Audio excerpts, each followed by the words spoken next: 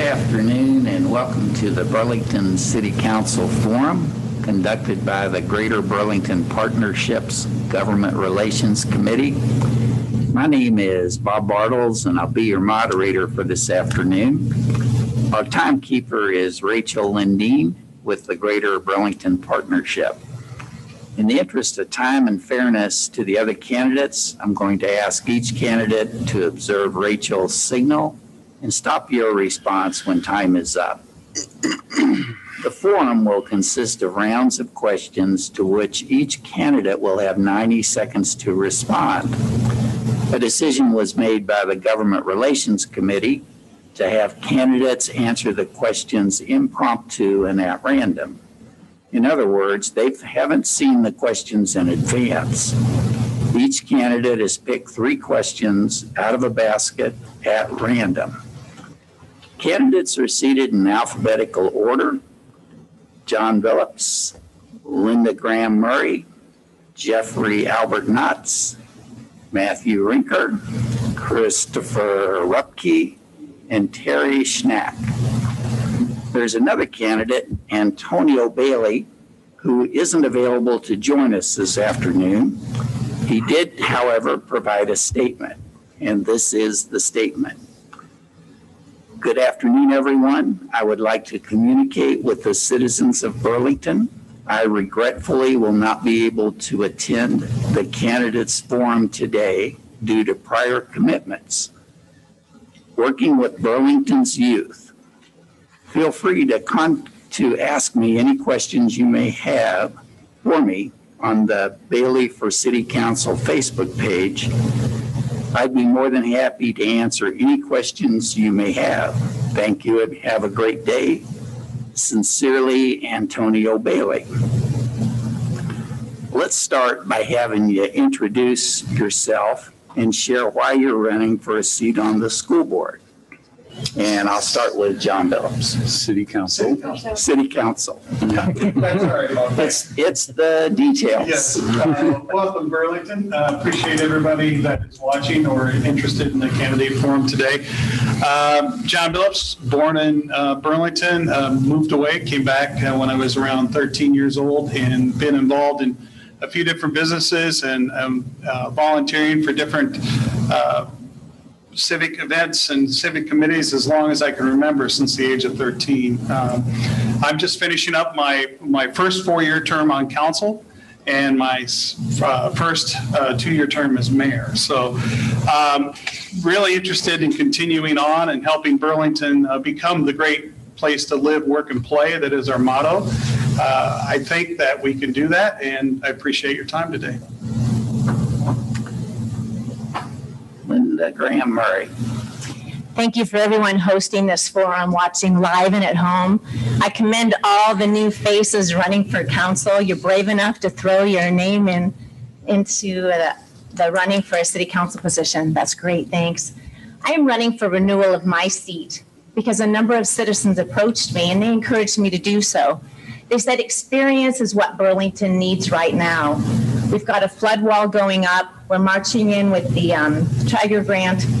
We've got massive road and sewer construction going on. And the last thing we need is a bunch of newbies on council.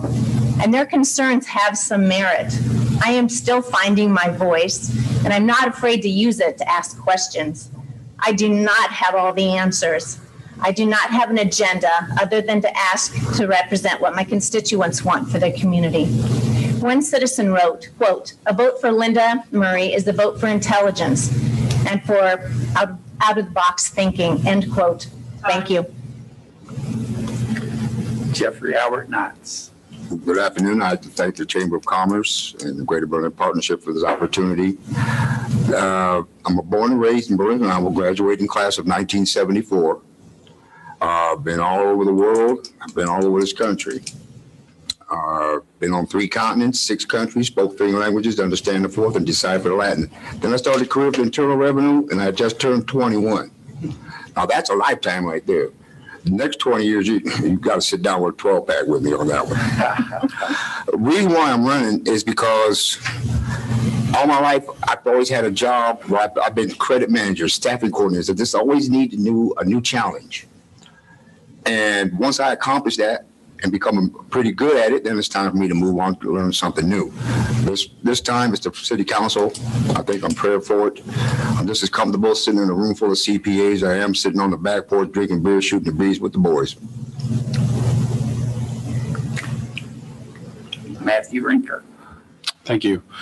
First and foremost, thank you for everyone that put this on. I know it's not easy. Just took a look around the room and see all the wires that are running everywhere and microphones and speakers and cameras. So thank you to the partnership, the Government Relations Committee, Bob and Rachel for putting all this together for us. My name is Matt Rinker. For those of you who don't know me, I'm born and raised in Burlington, Iowa. The only time I've lived outside of the city of Burlington was when I was in the military. I spent 5 years running around the world, tours with the U.S. Navy in California, Iraq, and Greece. Came back to Burlington, attended Southeastern Community College, graduated from there, moved on to Western Illinois, where I graduated with a degree in political science and economics. Maintained my residency in Burlington. I started 2 businesses. I have a local insurance agency and a real estate agency. I'm married. I have 5 kids. And I have grown up in this town, always wanting to give back to it for the fact that it's given to me. So thank you for allowing me to be here. Chris Rupke. Again, thank you for putting this on and all who are watching. I'm Christopher Rupke. I grew up in the suburb of Des Plaines near Chicago. My dad was a police officer there. Went to college Ann Arbor, Michigan, and seminary in St. Louis, Concordia Seminary. Been in Burlington since 1994. It's now my home. It's the longest place I've ever lived. Lived on the same street, Madison Avenue. Different houses, but lived on the same place. Married to a lovely wife, Deb, and have 2 stepchildren. Went to the Burlington schools and to the University of Iowa. So I find Burlington to be my home.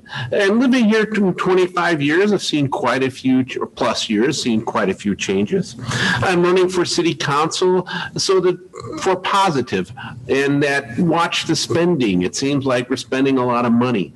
I want the town to grow and be strong in all areas. Thank you. Terry. Good afternoon. My name's Terry Schnack. I moved to the Burlington area in about 2007. I was born in Davenport, Iowa, grew up on a family farm that's been in the family for about 170 years, just west of Davenport. When I moved to Burlington here, I did purchase some property and I did open a business in West Burlington. My business is an automotive repair facility. It's called CARS, which stands for Christian Automotive Repair Service. So why did I want to run for city council? This spring, I enrolled in the Citizens Academy program. I wanted to find out a little more about the workings of the city of Burlington. Through that, I found out that we really live in a gem here. We've got a lot of good things. And with my background as a mechanic and a guy that fixes things and makes things better, I want to continue that in the position of city council. Thank you. The next thing we'll do is answer one of those questions that were drawn at random out of the basket. You'll have 90 seconds to do that.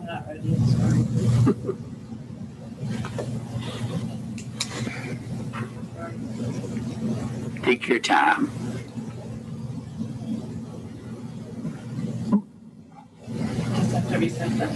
Okay, now we're ready. All right. So we'll start with Terry Schnack, if you want to open one of those questions.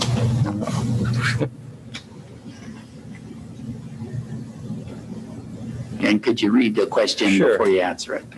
The question is, most candidates for local office have a pet project or issue of primary interest that compel them to run for office. What is yours? Well, to answer that, I do have a very special interest group that I would like to cater to, and that's called the Citizens of Burlington, all of them. I see a lot of things in the newspapers, on Facebook and different things about people posting things about, was that gunfire? Was that fireworks? In the general sense that a lot of people just don't feel safe in our community. I'd like to be on city council to make sure that safety issues are put in place. Things like making sure our police department, our fire department, our ambulance and first responders have all the necessary means for them to be able to do their jobs. I believe if a person doesn't feel safe in their home, they don't feel safe or very good about their community, and good things can't happen. So my primary interest is safety. Safety. If they feel safe, they can get back to their community as well. All right. Good job. Chris, would you like to open one of your questions? This question: what role should the city council have in addressing safety and wellness concerns for residents and visitors? Well, the first and foremost is you need good fire and good police. And I think that's where it starts there. If you have good fire, good police, that helps with those things. Also, citizens who are concerned and report things that are going on that are illegal, that are maybe a detriment, a safety hazard to anybody coming to town to visit and to the residents themselves. It takes more than just the police department or fire department. They can't do it alone. They need the citizens' cooperation to do it, and to do it so that the city can be a nice, safe, and good place. Also for wellness, one of the good things, we do have nice parks. Could probably use maybe a little bit of bigger one or something on the north side of town. The two gems are in the south. I live next to one of them. I live next to Dankwart, and you have Crapo. So again, encourage the use of the parks, encourage supporting the police and fire, and also the roads. If you have bad roads, if you have bad sidewalks, I know that it's not good for the citizens to get around. Thank you. Matt? Okay. My question is, one of the most difficult decisions you might have to make as a city councilor would be budgetary. Which matter do you more, protecting services or cutting taxes, and why? So maintaining the city of Burlington's financial strength is actually one of the top 3 priorities for me as a councilman. It has been the last 4 years that I've served as a councilman. Right now, the city of Burlington has a BBB bond rating, and that bond rating is what determines what we pay in interest on the money and the debt service that we take on. Your tax dollars are what pay that. So as a city councilman, every time I vote on a project or adding a service or an improvement or a luxury in our community, I heavily take into consideration the cost of that and what impact that's going to have on our long-term financial stability as a community. That being said, as a councilman, there are several things that we're responsible for providing in the city of Burlington, primarily infrastructure and city services such as police, fire, and a multitude of other things. In the last 4 years, we've added 5 new law enforcement positions to the Burlington Police Department. We've added 6 fire department positions to the Burlington Fire Department. We've also increased the amount of spending in things like training and the amount of spending in things like vehicle replacement for the city emergency services divisions. Those are all things that I view as necessary. However, really it just comes down to finding that equilibrium between making sure we're providing the services and the spending that we use. Mr. Knotts? Oh, my.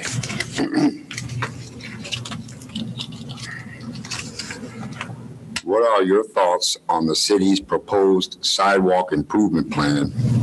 And what approach would you take to improve walkability and connectivity in the community? I read about it just recently. I understand it was on the agenda the last meeting and it was tabled for the time being because there wasn't enough information. If the council didn't have enough information then, I don't have enough information for you now. I do believe we have a sidewalk problem in certain neighborhoods, and generally they're in the central part of town, which is mainly what I'm running for, is to represent the central part of town. Everything from, say, Cable Park to Sunnyside from Main Club out the Plain, where everybody lives at, but it doesn't seem to get any much of a way of representation. And so they come to me and give me what they want to know about. Sidewalks is not one of the biggest things on the list. Mental health, senior housing, those are the big things that people are concerned about. Crime is no longer seems to be an issue for people anymore. In my neighborhood, I live on South Hill, so. But as far as the sidewalk improvement plan, I don't really have anything for that because, like I said, I haven't had enough to read about it, and it was tabled. If they don't have enough info, like I said, I don't.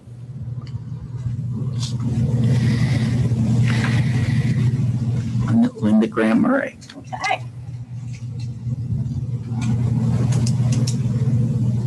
So some of these questions are the same. Yep. Okay, I have the same question that Matt had. One of the most difficult decisions you might have to make as a city councilor will be budgetary. Which matters to you more, protecting services or cutting taxes, and why? Wow, we start the budgetary process pretty early in December because it's a very important decision that we have to make. Sometimes we can have it both ways. You have to think strategically and creatively and out of the box, and I think I'm good at doing all of the above. I know that there are some cities that have done some unique things like passive franchise fee. And I know the last time we voted on that, I believe it was like 2013, and it failed miserably in Burlington by a loss of about 82 to 17%. So people voted and they said, we don't want that. We don't want our taxes to be raised, which is obvious. Nobody wants that. I am really excited to have at the helm Chad Bird because he has done some phenomenal things in his community of Decorah. I'm very passionate about Decorah because my son's going there and playing basketball right now. So I get up there quite a bit to visit my son, and it is amazing. And I don't know off the top of my head the population there, but they are a very welcoming community with pristine sidewalks and bike trails and amenities that people want, kayak packages, tourism, and I think that we can do some of those things here. And if we attract people here, they will come, they will spend their money, and we won't have to, bottom line, raise taxes. John Billups. All right. My question for myself is, that was just being funny there. Most candidates for local office have a pet project or issue of primary interest that has compelled them to run for office. What is yours? Mine was real simple. I feel that we have a good city staff, and I feel that we've had good city council, but I don't know if we've ever communicated that very effectively. And along with that is maybe we didn't communicate effectively with our economic development division, which is basically the Chamber of Commerce or the county or the West Burlington City Council. So my goal on council has been all along to improve the communication between council and the citizens and the staff. I feel I've done that. I've tried to be as accessible as I can, and my wife will agree with that, as many meals have been interrupted or personal gatherings have been interrupted. But I'm happy to take those calls, and I'm happy to reach out.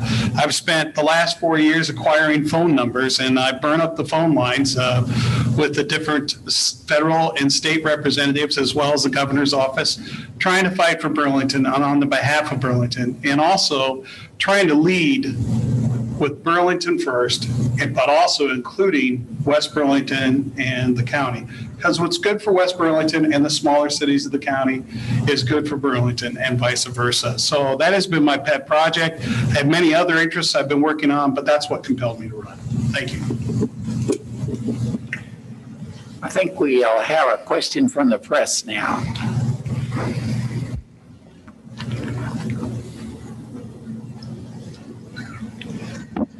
Hi, William Smith, community editor with the Burlington Beacon. My question's pretty simple. What would you do to bring people into Burlington? I know that's becoming more and more of a concern with staff shortages from everything from nursing to fast food. I know the partnerships put forth an idea of having an intern help out, but any other creative solutions to that? Thank you. We could start with you, Terry, to answer that. That's kind of a tough question. Really. I think we've got some resources, though, that are not being utilized in the way that they should be. One of them would be the auditorium down here on the riverfront.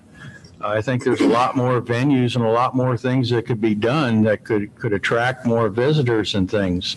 But we do have some wonderful amenities that are being used, like the inflatable soccer field out there at the Recplex. That draws in lots of soccer players and fans and kids, and lots of activities that go on there, and they've all got to eat and they've all got to have places to stay overnight. 34 Raceway, I mean, during the summer months, you got, race car drivers and things that come from all over the country there to compete. And there's overnight lodging and money spent on, food and such as well. So I think we just really need to expand on the amenities that we do have. The bicycle criterium is another one that, draws people from many, many miles away. Hearing about Viking tours possibly coming on the Mississippi River is pretty exciting there to, actually showcase one of the biggest amenities of Burlington, the riverfront, the Mississippi River. So I think there's some exciting times coming ahead for Burlington. Christopher? Again, the question is, what would you do to bring people into Burlington was the question. One of the things I think what would help is you need to take care of what you have. By doing all kinds of things, expanding things, building new is nice, but if you're not taking care of what you have, it is a negative. For example, somebody wants to come to Burlington, they drive around, they drive by the old Klein Center. It's a disaster and getting worse. You drive by and you see vacant homes that are not being cared for as they should. They're kept to the minimum standards. You drive down in some neighborhoods. Okay, where am I going to live? Live in this older neighborhood and the streets are terrible. Things aren't being kept up that way. You need to keep those up. As soon as you start changing that, then you can start working on some of the new stuff. But if you let the old stuff going, the new stuff will not carry you through. And that's one of the big things you need to do. Though they take care of what you have first, start adding as you take care of what is falling down, falling apart, that which is a big eyesore or negative for the city. And then you can start working on those other things. What is a bigger draw? What is this type of draw? Thank you. So it's kind of a trick question a little bit, because it could either be, are we talking about tourism in the short term, or are we talking about people moving to Burlington in the long term? So I kind of have an answer for both. But from the short term, supporting tourism is supporting the private-public relationships that we have in place. The city of Burlington supported the bubble, which is where out by the Recplex. We obviously support the Recplex because it's a Burlington facility. We support the auditorium. We own that building, and we have assisted BRE, the organization that runs it, and everything that they're doing there. So we have done a lot over the last 4 years in really stabilizing the foundation of the organizations in our community that support tourism. Long term, it's housing. And I'm a firm believer in the fact that it's always going to be housing as long as we continue to have a demand for jobs. The demand for jobs hasn't been our problem. I'm sure if you turned around and talked to Della, she would tell you that there are probably 1,200 job openings in the city of Burlington, and she's saying go up, but it's housing. So we need affordable housing. We need housing in all wage categories, from the $50,000 wage category to the $500,000 wage category. I'm a firm believer that's the only way we're going to be able to grow our tax base that significantly enough to support the overall costs of the community that we live in. Jeffrey? Personally, I'd like to see us have a fishing tournament a couple of times a year, but that's just me. I stole my idea. I'm just like with him, with Matt. Do you mean coming here just to visit or coming here to stay? Basically, I think we're doing a good job of bringing people in. We can't maybe expound on what we have. I think that all the resources that we currently have are being utilized for that. Maybe not as much as they can, but that's something we can work on. As far in both of my fellow candidates here, mentioned housing. Our governor is going to release $100 million from the COVID relief fund to fund affordable housing. Now, affordable to who? Okay, that's in the eye of the beholder. Now, Burlington is going to get some of that money. My preference would be to not, God bless the developers, we love you, we need you. You keep building out there. But if that money comes here, we already have lots, we've tore down, already has infrastructure, already has gas, already has water hookups, already has utilities. Those are costs will not have to be incurred to build this new house or build on and help repair the ones that are running down. Well, I mean, some of these homes have character. They've been around for a long time. And all they need is some grants to be able to fix them up. I've seen a lot of it going on in Southfield right now. So it can be done. I like to see whether some of that money gets used for that. Graham-Murray. Sure. Travel associations have found that many world travelers report that they want to travel the length of the Mississippi. How awesome is that? It's right in our own backyard. So often we take Old Miss for granted. We may see her daily in our commute to work, but travelers here have an innate fascination with the river. We must never lose sight of that fact and continue to monopolize on that. In 2017, we had over 14,000 visitors stop by the Port of Burlington Welcome Center, and they represented all 50 states and 23 foreign countries. I feel the slogan for our community should be Burlington, the best kept secret in Iowa. I am passionate about one-room schoolhouses. I would love to buy one, move it to the park next to the log cabin, and have that be an interpretive center, and people will travel many miles and many states to see something like that. We could work up the Black Hawk trails and make that a traveler destination. Fishing tourneys, which Jeff already mentioned.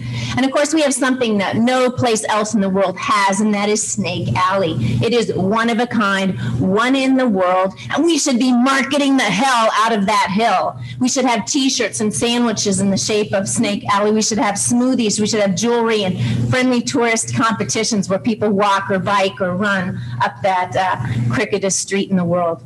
And maybe they'd get a t-shirt or a bumper sticker or a medal for a small nominal fee. So we do need to start the conversation about the coolest city on the Mississippi.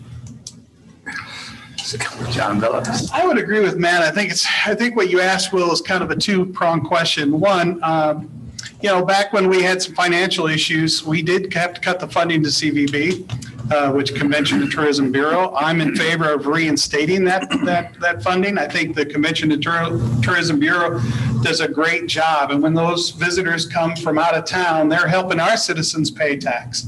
They're helping our citizens pave roads. They're helping our citizens achieve the things that we want done. So I'm in favor of reinstating that. As far as the housing goes, we are embarking right now on discussions about not only sidewalk improvements, but on housing. Mr. Rinker brought it up, and we're going after that. And I will tell you that if I'm elected, I will work like crazy to make sure that a component of that is taking care of our housing that we already have now and working out a way for whether it's a voluntary assessment or a healthy neighborhoods program to make sure that they can afford to do so. I think most importantly, though, Burlington suffers from a self-image problem. We are a great little town. We hear from people coming in from out of town all the time about all our amenities. We need to love ourselves a little bit. I've lived here since 1976, and there has been this constant negative self-image. Burlington, love yourself. You're a great city. And I aim to help it become so and stay so. Thank you. We'll go to a second round of questions now, and I think I'll mix up a little bit who starts first. So, Matt, could you open a second question there? Sure. So my question is, what role should local government play to create an environment that would grow the population, grow our population? And that's going to bring me right back around to housing. So as Mr. Billups already alluded to, one of the conversations that we've started here on council in the last couple of weeks is how do we go about improving housing? How do we go about making sure that there's going to be housing for all of the different various groups of populations that live in our community? There's three things that I'd love to see us move forward with. One is an abatement for any person who purchases a home and invests in that home, increasing the taxable valuation. The other would be an abatement that would apply only to new housing, which would help grow our tax base and add more livable units to the city of Burlington. And the third is what I'm kind of calling a community improvement zone, where we would identify areas within the community that need help, whether it's beautification, it's grants for low to moderate income homeowners. Maybe it's just nuisance abatements or enforcement of existing code. We would focus on those areas of the community and do everything we can over a period of time in order to improve them. Ultimately, many years down the road, we'll look back and look at all the communities that we have worked in, and theoretically, we should have a much more beautiful and vibrant area or community. Christopher?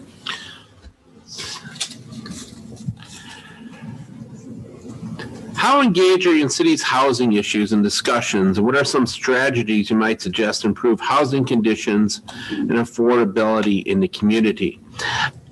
I guess I'm not really that engaged, but I do see around that there's a lot of need, not so much for housing, but improvements in the housing of Burlington. And one of the things that's been in other city reports talking about this that I've read is that there's the affordability of people with the income to improve their property. They just don't have it. If they need a new roof, need new HVAC, need new sidewalks, or need new windows. One of the things like I would like to see is some type of fund set up. Let's throw out $500,000 that people could draw upon to help with essential things, HVAC, roof, siding windows, so the house can be safe and secure. One of these things, though, is should it be a grant? I think you want that fund to be kind of something that can be repaid so it can still be reused. And it might be a lien on the house when the house is sold, that's paid back. Also ask the owner maybe to pay something minimally per month so that fund can be rebuilt. I think that's what's needed, because you go around, you see a lot of deterioration. A lot of that is roofs cost a lot of money. HVAC costs a lot of money. A fund set up, and I think that would help improve the housing of Burlington quite a bit. Thank you. Terry?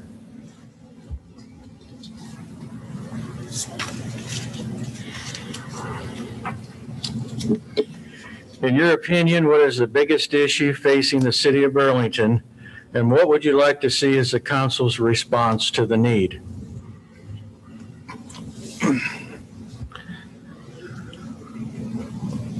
My wonderful wife refers to me as being somebody frugal. She doesn't call me cheap, but she understands that I realize what the value of a dollar is. It's not that I'm not willing to spend money for something if I feel I get value back in return. And I think that's something the city of Burlington really needs to look at. They also need to look at the needs of the community as well. I see a lot of projects and programs that are going on that really seem to be grant driven. You know, it just appears to me as the outsider of the city council that, gee, a grant came up, let's do that because we can get some free money. But I don't feel that that really necessarily addresses the needs of the community. I think there needs to be more of a community needs assessment to determine what things really need to be done in town, and then go look to see if there's a grant available for it. So in my opinion, it's a little bit backwards thinking by the way it is presently. I think also another big issue, like Jon had alluded to, is more transparency of the city council and the city of Burlington to the community as well. Thank you. Jeffery?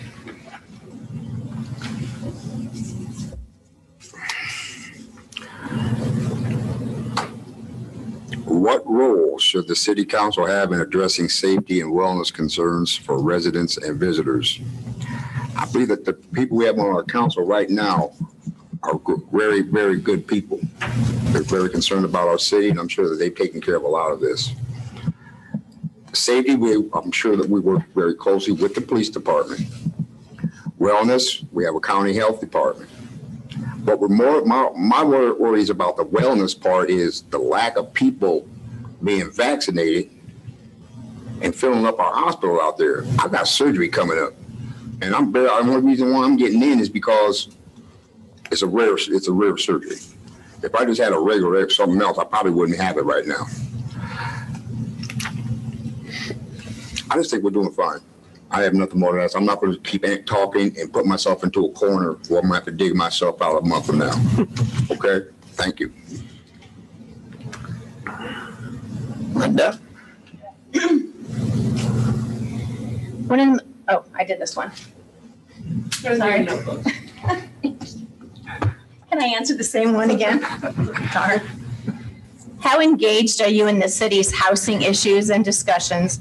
What are some strategies you might suggest to improve housing conditions and affordability in the community? Well, I read today that about a third of our nation's households are spending more than what is financially healthy on housing. So that would be over 30% of their income. Iowa, we're at about 22.3%, so we're positioned fairly good, yet we are still losing citizens in the city of Burlington who can't find suitable housing in their price range, whether they want high-end housing or whether they are just a new homeowner looking to buy that very first home. Unfortunately, Burlington's housing stock is subpar. We have a lot of blighted areas that need attention. And since our tax base is formulated on housing stock, of course, you can see that this would be problematic. So I am very interested in fixing up our blighted areas. And I also think we need to incentivize people to move here. People can relatively, if they have a remote job, live wherever they want in the nation. In fact, somewhere in West Virginia is offering a $10,000 ski package for people to move there and work remotely. They can work wherever they want in the United States and live there. So lots of out-of-the-box ideas are coming around right now. And I think that we need to be strategic. I know Newton, Iowa, I don't have time to go into it now, has some unique programs that have worked well for them. So I think there are ideas that we can and should be trying here in Burlington for our housing. Jon? All right. What are your thoughts on the city's proposed sidewalk improvement plan, and what approach would you take to improve the walkability and connectivity in the community? We are currently working on the sidewalk plan. We did send it back for a little bit more work to Eric Tislin, our development director, and Chad Bird, our city manager. I think it's important that we come up with some ways to help our citizens improve their sidewalks. Let's face it, if I have a home that needs a bunch of repairs or needs some repairs, the city sidewalk wouldn't be my top priority. So we have to find a way to improve that. We've had money in that fund that has not been utilized, so our plan was not working, the plan that we had before. Council is working hard to make sure that we provide enough incentives that it all of a sudden becomes a plan that you want to do to improve your neighborhood. And there's a couple of questions there too. One, if you have a sidewalk that's damaged by a right-of-way tree, actually that's city council is going to take care of that. The city's going to take care of that. And that hasn't always been clarified. So part of this is going to be the communication. We have neighborhoods that never had a sidewalk. And so we're going to focus on the connected and the arterial roads first, where there's missing segments. And then eventually down the road, because it's been years and years of neglect, we'll get to those other neighborhoods. But I think by working together, we'll come up with a viable plan that will help the citizens of Burlington take care of their sidewalks. Thanks. We've got one last round of questions and then a closing statement. And I think I'll start with you, Jeffrey, for the last question. Okay. See what surprises I have now. There's a lot to pay for in this town. Bridges, roads, sewer improvements, riverfront enhancements, emergency personnel, and the list goes on and on. What infrastructure improvements alone are we potentially talking about 100 million or more? How should these be addressed? Cascade Bridge, for one. I don't know why it's taking so long. I've watched it and I've seen it, but I keep seeing the yeses and the nos.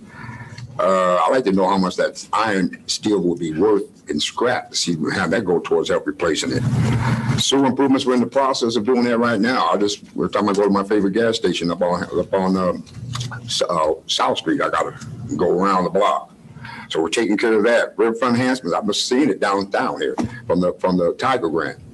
Only I have concern about the Tiger Grant is that north side there by the boat docks is you got barriers, but then there's going to be some temporary thing to put in there to keep the water from coming from the north. Emergency personnel, our police department is second to none. All these people came in from these big cities thinking they could come in here and just do whatever the hell they want, because they thought our police department was hiking backwards. They soon found out a whole lot different. That no, our guys know what they're doing. So you don't see guys standing on the corner trying to sell crack anymore. Okay. As far as the infrastructure goes, I know we've been talking a lot about the housing, Lynda and the other fellows over there. The landlords have to try to keep their rent affordable, so they can't afford improvements. So they need some kind of an incentive to be able to build on their houses so that they can do that. I'll work with that $100 million that the governor sent it to us. All right. Lynda. Got the right one this time. Oh, that's the one I just did. So sorry. I was going to get it right this time. In your opinion, what is the biggest issue facing the city of Burlington, and what would you like to see as the council's response to the need? I think we are sitting on the precipice of a big mental health crisis. A lot of this is not our fault. A lot of it was brought on by COVID. When I went to the League of City trainings, some of the cities are starting to be proactive. They're starting to write for grant monies. In fact, Iowa City was doing something kind of unique. They got a pretty powerful grant. And a lot of the times in my ride-alongs with the fire department, the police department, we know ahead of time, because these people have repeat calls, that it is a mental health crisis. So there is a person that's paid that goes along. She rides along in the police car. She rides along in the fire truck and talks them down. And it saved the city, Iowa City, millions of dollars. When someone can't be placed and they're a frequent offender, sometimes we throw them in a nursing home, for lack of a better place, and that can cost $6,000 to $10,000. We put them in jail sometimes, and that's not an appropriate avenue either. And it's not a good use of our safety dollars, when our firemen and policemen are repeatedly called out to the same incident, to the same home, to the same person that's struggling with mental health issues. So again, I don't have all the answers. I know some communities have a mental health mobile. They know it is a mental health crisis. The mental health mobile is called out instead of pulling a fire truck and pulling a police vehicle. So I think we need to think outside the box. I think we need to be thinking about this. It's coming around the corner. Tom? All right, Mr. Bartles, here we go. What role should local government play in to create an environment that would grow our population? Well, I think we've kind of addressed that a few times. One, we need to foster an environment that encourages people to move here. Part of that is economics. We work with the Chamber and the Grow Greater Burlington organization to recruit jobs here. I think we have done pretty well on that over the years. Right now, we need the workers to be able to fill those opportunities. So that goes back to the housing question that we have. Now, housing, the city of Burlington has been working on that. We have about 180 apartments that are coming online in the next year downtown alone. The current environment for a lot of the younger folks is that's what they would prefer to have. You call a super and have them fix it rather than fix it themselves or maintain a home. So I think we need to continue doing those type of things. We need to continue to support the tourism that comes in, and also the sales tax dollars that come with it. Those are funds that come to help our citizens in a great way. So I would continue to support on those paths as far as our working with those organizations. Thank you. Real quick, Mr. Knotts, $500,000 was the estimate for the value of the steel for Cascade Bridge. So I figured I'd answer that. That's a pretty good down payment then. How engaged are you in the city's housing issues and discussions, and what are some strategies you might suggest to improve housing conditions and affordability in the community? I won't highlight the housing strategies because I've already talked about those several times here, but I will tell you, as far as engagement goes, I consider myself to be one of the more engaged council members in the housing sector with the city currently. Not only do I do a lot of stuff with the city council, but personally and professionally, I develop a lot of properties. I've built new housing, and I do a lot of rehabs in the older neighborhoods in the city of Burlington. I'm currently a member of the Housing Task Force. I have been a long-standing councilman driving this conversation with both of the city managers that we've had, and I'm sure they would attest to that. I'm sure every council member in this room and the ones that aren't would tell you that if I can get them into a corner to talk housing, I'm usually in my element. So over the last 4 years, I've worked with staff immensely to identify properties that need to be cleaned up, and I've continue to put pressure on them in order to get that done. I've also supported the Housing Healthy Neighborhoods program that the city of Burlington currently has. I'd also point out that over the last 4 years, this council has spent more than $4 million on improvements to the city's neighborhoods to improve walkability and the bike lanes and ability to have recreation in a lot of our neighborhoods. On top of that, I've been involved in a number of programs that the city has put on and gone to a number of conventions that focus primarily on nuisance abatement and how can we do that better. So I consider myself very involved, both personally, professionally, and as a city councilman.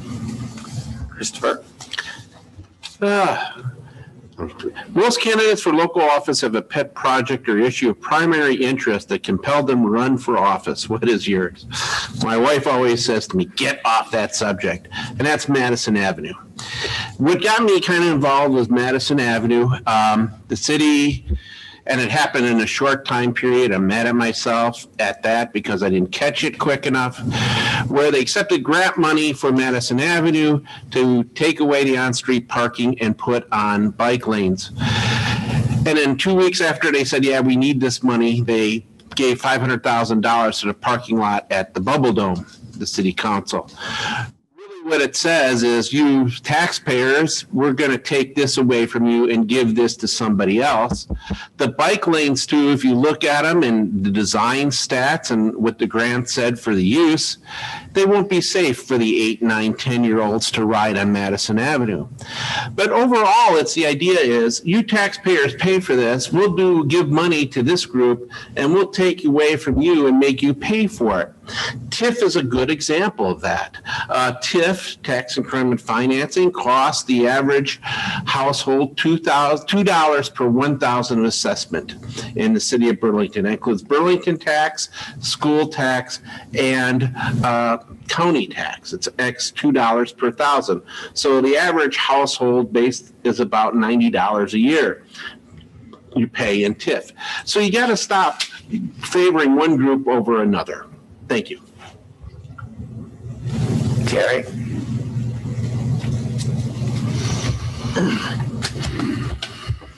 What is your thoughts on the city's proposed sidewalk improvement plan, and what approach would you take to improve walkability and connectivity in the community?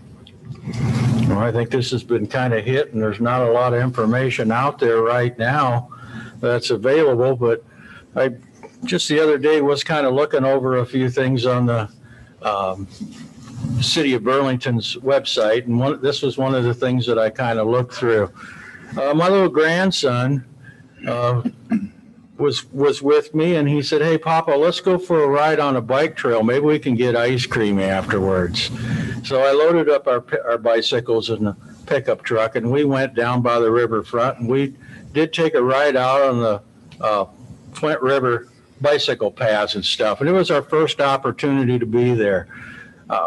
Made great memories and things. And he did get ice cream after the bicycle ride too. So things like that, the bicycle paths in the outlying areas, I think it's good because it keeps things away from the traffic areas and stuff. I think when we have nice weather, having a place where you can walk safely, it's kind of good to get people out of their houses, walking on the sidewalks where they have a chance to see their next door neighbor and say hi and maybe converse a little bit. We need more of that. So I would like to look at the sidewalk improvement plan and see what's really proposed before I would make a determining factor on that. We're ready to do a closing statement. In your closing remarks, please share with us what sets you apart from the other candidates here. And you have 60 seconds to do that. And we'll start with you, Jon. Hold on, I'm not quite ready. Sorry. Now you're ready? Okay, I'm ready. Well, hopefully, if you've been paying attention to city council work, you'll see the hard work that the whole council has done and other citizens that are wrapped up into that. I hopefully have earned your vote again this year. I don't know if there's anything different between me or anybody else besides work ethic. Being the mayor, I'm probably doing 30 to 40 hours a week. Thankfully, I have two good employers that allow me to do so. I can pledge you that I will continue that. On a separate note, heard a lot about grants today. I feel that part of our job as council is to go out and get those tax monies from the federal and the state back to Burlington. If you look down here at the Riverfront Tiger Grant and the flood wall, represent $45 million of investment in our community by outside sources, and we're doing that for a fraction of the dollars. That's what I will continue to do and fight for Burlington if you're reelected. Thank you. Lynda? My work experiences have taught me tenacity, integrity, and teamwork, all characteristics that will help the council to run smoothly and efficiently. I have a positive can-do attitude. My mindset is forward-thinking with visionary actions to position Burlington to not only survive, but to thrive in the future. And I also try to be a voice for those who had limited say at the decision-making table. Did you know that females comprise over 51% of Burlington's population, yet there's only one running for council?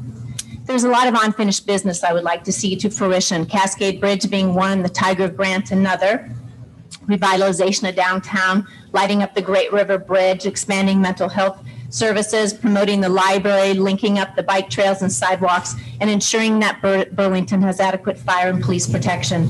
We have an excellent group of individuals vying for only 3 positions here, and I would be honored if the citizens sought to elect me for another 4-year term. Thank you. Jeffery?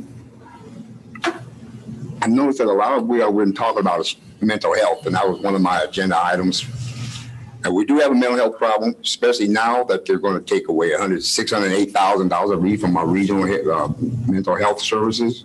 Fund 10 is going away. We have people, I've seen them every day. We have mental health issues, and we got crazy people. Mental health people need counseling. Crazy people, we got an answer for that. It's called a county jail. So we don't have to worry about those guys. I've been all over the world. I've been walked the halls of power and authority, and I've walked the back alleys trying to find enough cans to feed my cat. I've been in every house in between. So if you're catching a bus at 5 o'clock in the morning to go to work be to work at 6, I'm you. If you're sitting down looking at your balance sheet trying to find out where can you reduce your inputs to maximize your profit, I've got you. Okay?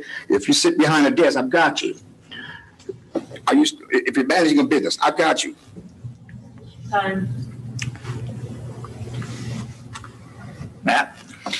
First, I just want to again say thank you to everyone that put this on. I know how difficult it is to try and get everybody in this room together, so thank you very much. What kind of sets me apart, I think, is just in my experience and my drive. I've been involved in every aspect and taken every opportunity that council's provided over the last 4 years. I've been on every single trip to the Capitol. I've had the privilege of going to Washington, D.C. to represent the city twice.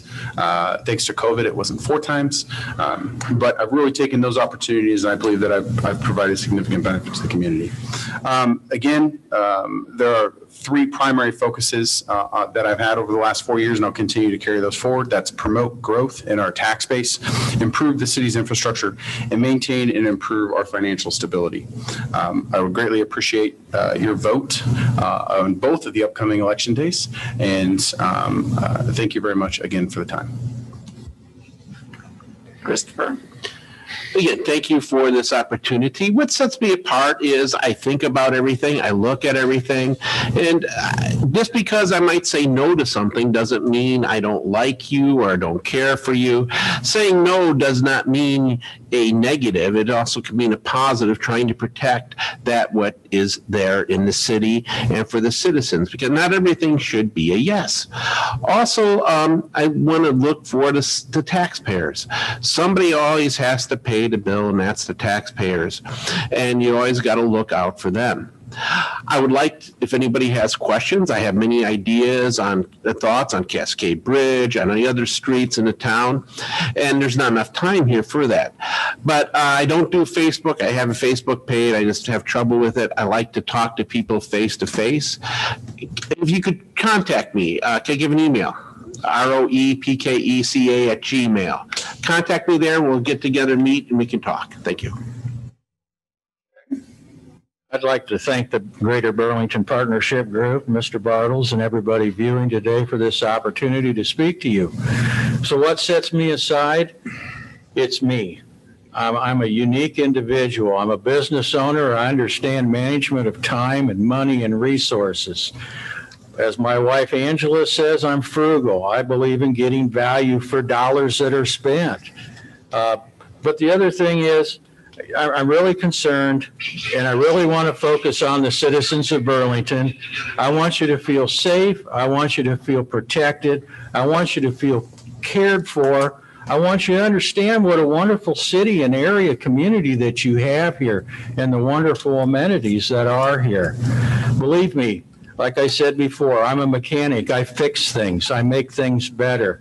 I continue to do that. I've been doing that for the last 47 years, and I will continue if given the opportunity to be your next city council member. I want to thank each of you for your interest in serving the Burlington community. Public service can often be a thankless job, and we definitely need dedicated people to serve. I want to thank the Greater Burlington Partnership and its Government Relations Committee for hosting this event. And thank those in the audience here and those who have been watching or will watch or listen online for your interest in the City Council primary election. Please vote for the candidates of your choice in the City of Burlington primary, which is on Tuesday, October 5th. Thank you.